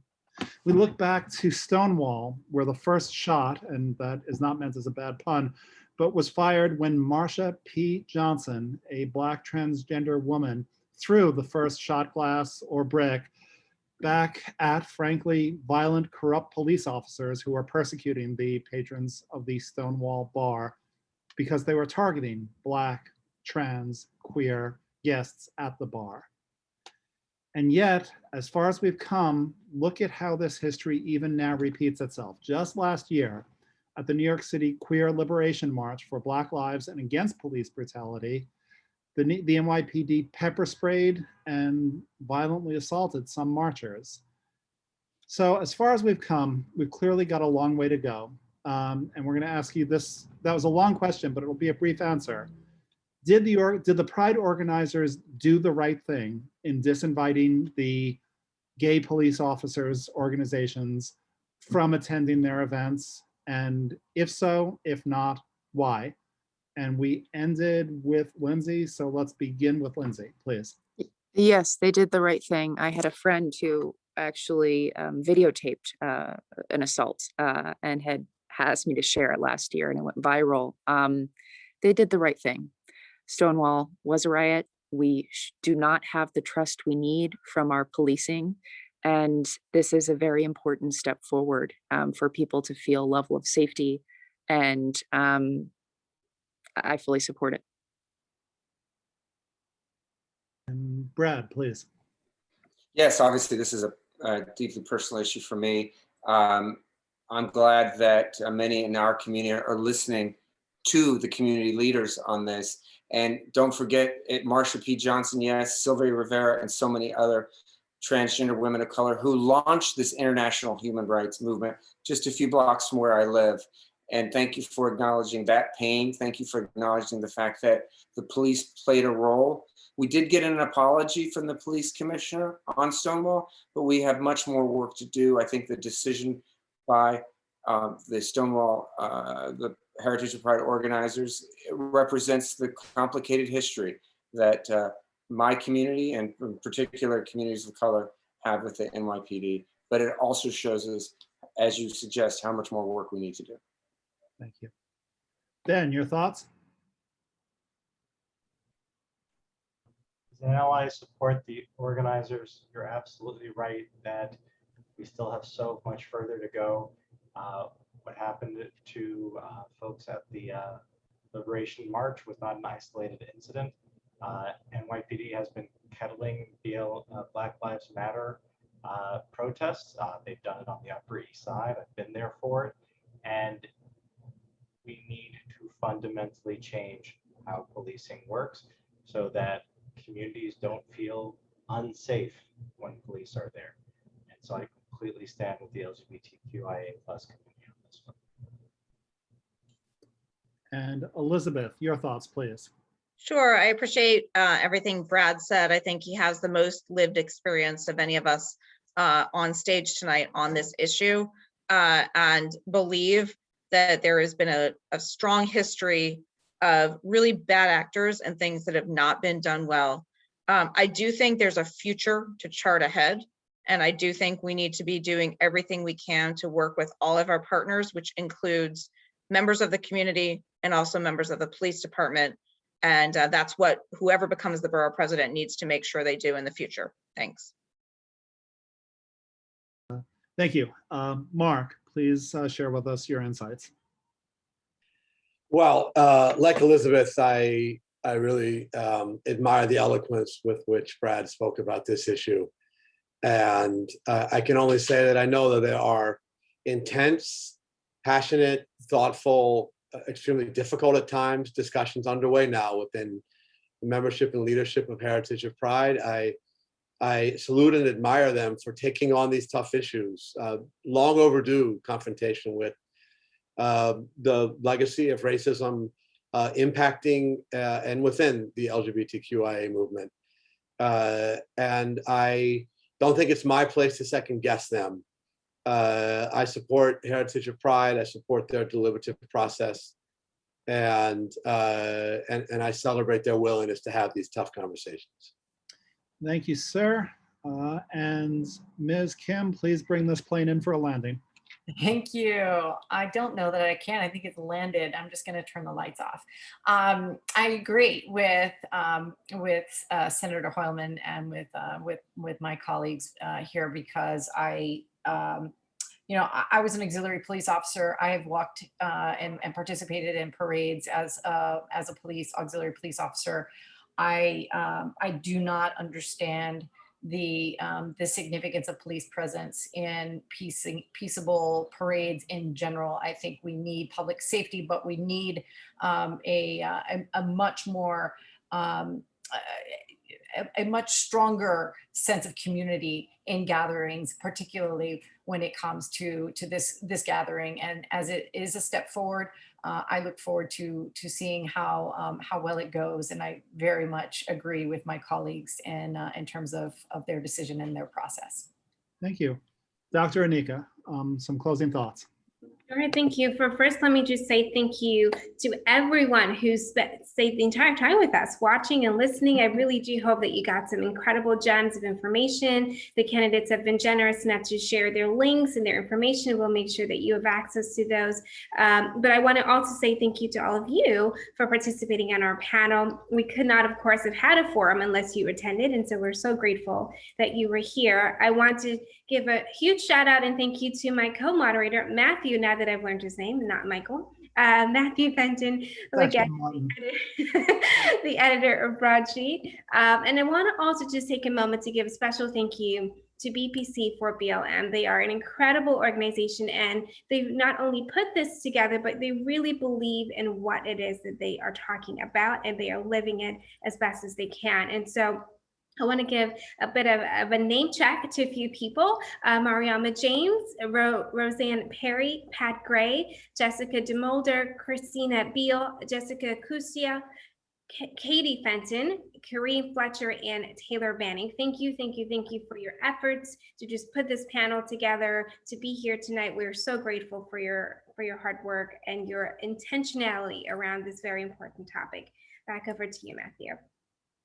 Thank you, first of all, to the candidates for your leadership and your very, very valuable insights. Thank you to my wonderful co-moderator, Dr. Anika, founder of Race Plus Positive. She is a fearless social justice warrior. New Yorkers watching tonight or streaming this later, 2 asks. First, please remember, please plan to show up and vote in the June 22nd primaries. Second request, when you make your decision about how and for whom to vote, please factor into your thinking, into your decision-making, social justice, racial justice, make that part of the prism through which you come to a conclusion. And know that you'll be making history with New York's first ever ranked choice voting. To one and all, we will send you a link to the recording of tonight's proceedings. To one and all, a good night. Bye, thank you. Thank you. Thank you.